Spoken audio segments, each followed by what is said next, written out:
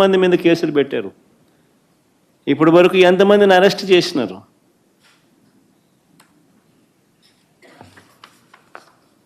ఎవరిని అరెస్ట్ చేయాల?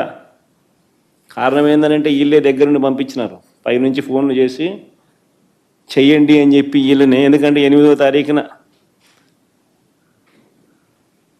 పేరుని నాని ఏదో ఒక సినిమా డైలాగుల గురించి ఏదో మాట్లాడాడట. 11వ తారీఖున ఇది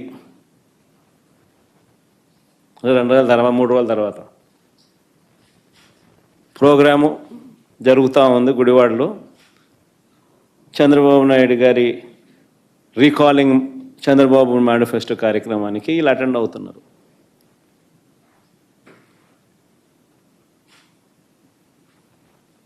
పథకం బన్ని దారి గాసి పోకమునిపే దారిలో ఏం చేస్తూ ఉండరు. ఆశ్చర్యం ఏంటంటే కళ్ళ ముందర కనిపిస్తూ ఉన్న ఈ వీడియోని పక్కన పెట్టి హారిక భర్త రాముపై తప్పుడు కేసు పెట్టినారు. హారిక భర్త రాము తన కారుతో గుద్దాడని. మీరే ఇంతకుముందు వీడియోలు చూశారు. హారిక అండ్ రాము వెనక సీట్లో కనిపిస్తూ ఉన్నారు, ముందర సీట్లో కాదు, వెనక సీట్లో కూర్చొని ఉన్నారు వాళ్ళిద్దరు. హారిక జెడ్పీ చైర్మన్, అంటే గవర్నమెంట్ కారు అది. డ్రైవర్ గవర్నమెంట్ డ్రైవరు, గవర్నమెంట్ ఉద్యోగి, గవర్నమెంట్ కారు తోలుతూ ఉన్నారు. గవర్నమెంట్ కారులో గవర్నమెంట్ ఉద్యోగి తోలుతూ ఉన్న కారులో వీళ్ళు వెనకాల సీట్లో కూర్చొని ఉంటారు. రాము గుద్దాడు అని చెప్పి కేసు, రాము మీద తప్పుడు కేసు.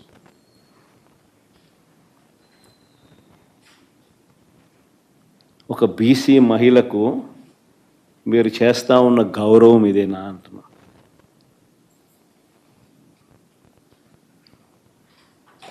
మళ్ళీ వీళ్ళు బీసీల గురించి మాట్లాడతారు. సిగ్గుండాలి, ఎడన పోయి దుంకి సావాలి వీళ్ళంతా పోయి.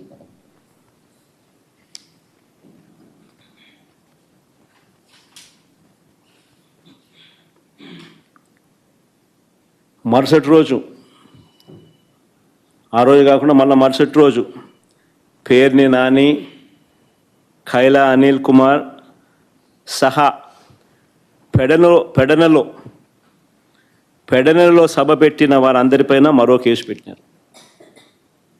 నేను అడుగుతా ఉన్నా, ఎందుకు కేసు పెడతా ఉన్నారు? ప్రజాస్వామ్యంలో ప్రతిపక్ష పార్టీగా క్యాడర్ మీటింగులు పెట్టుకోకూడదా?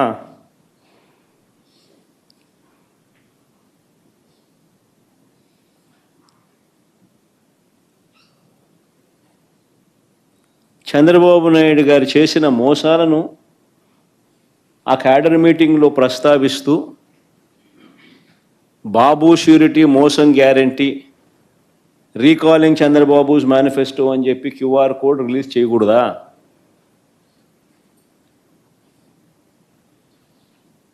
అడుగుతా ఉన్నా. ప్రజాస్వామ్యంలో ఉన్నామా లేమా అని అడుగుతా ఉన్నా.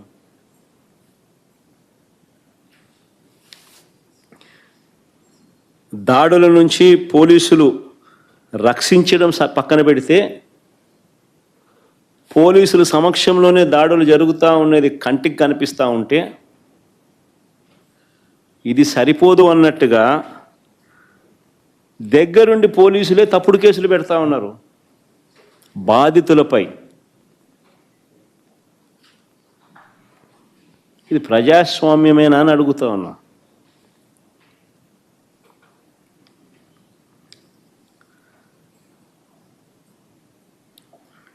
చంద్రబాబు నాయుడు గారు చేసే ప్రతి పని కూడా టాపిక్ డైవర్ట్ చేసే ఆలోచనలతోనే చేస్తాడు. నా పర్యటనలో కూడా, ఈ మధ్య జరిగిన నా పర్యటనలు కూడా మీరు గమనిస్తే, నా ప్రతి పర్యటన కూడా టాపిక్ డైవర్ట్ చేసేందుకు ఉద్దేశపూర్వకంగా తానే గందరగోళాన్ని సృష్టించడం,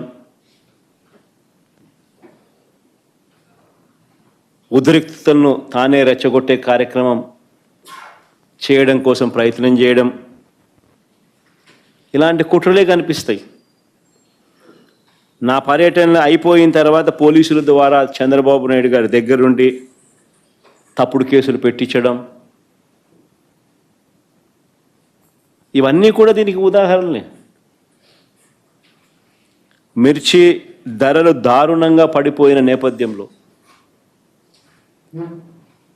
ఫిబ్రవరి 19వ తారీఖున గుంటూరు మిర్చి యార్డుకి నేను వెళ్ళాను. గత ఏడాది అంటే మా ప్రభుత్వ హయాంలో గత ఏడాది క్వింటాల్ మిర్చి